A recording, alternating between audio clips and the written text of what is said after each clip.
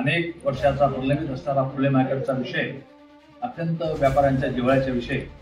या ठिकाणी जे मूळ लोक आहेत, ज्यांच्या दुकाना मूळ होत्या, त्यांना कसं त्या याच्यामध्ये बसवता येईल, त्यांनाच या दुकाना कशा देता येतील, आता सिंधी बाजार निश्चितपणे उभा राहील।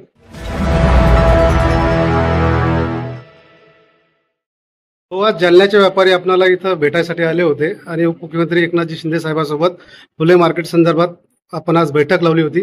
त्यात काय निघाल?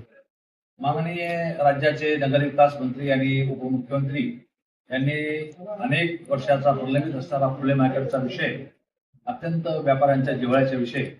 या ठिकाणी महापालिका आयुक्त, सचिव या सर्वांना त्या ठिकाणी बोलून घेतलं होतं आणि महापालिका आयुक्तांना या ठिकाणी जे मूळ लोक आहेत, ज्यांच्या दुकाना मूळ होत्या, त्यांना कसं त्या याच्यामध्ये बसवता येईल, त्यांनाच या दुकाना कशा देता येतील, या संदर्भाने सूचना माननीय उपमुख्यमंत्री महोदय यांनी आयुक्त महोदयाने या ठिकाणी केलेले आहेत आणि आयुक्त महोदयाने सुद्धा ते मान्य केलेले आहे। नियमामध्ये बसून त्यांना कसं देता येईल, त्यांच्याकडून कसं रेडिएटरच्या माध्यमातून किंवा त्या तुलनेमध्ये कसे पैसे घेता येतील, या संदर्भातून मार्ग हा माननीय आयुक्तांना काढायचा आणि व्यापाऱ्यांनी संमती द्यायची आणि सरकारला जे शक्य होईल ती मदत सरकार त्या ठिकाणी करेल।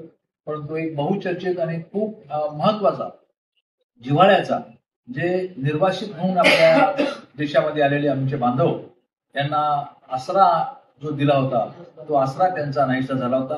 पुन्हा एकदा त्यांचा पोटा पाण्याचा प्रश्न आता या निर्णयामुळे मार्गी लागणार आहे आणि मी सर्व शिंदे समाजाच्या वतीनं, व्यापारी समाजाच्या वतीनं माननीय एकनाथ शिंदे साहेबांच्या मनापासून त्या ठिकाणी आभार व्यक्त करतो, त्यांना धन्यवाद देतो। आता सिंधी बाजार निश्चितपणे उभा राहील आणि त्याच मूळ लोकांना मिळेल अशा प्रकारची अपेक्षा।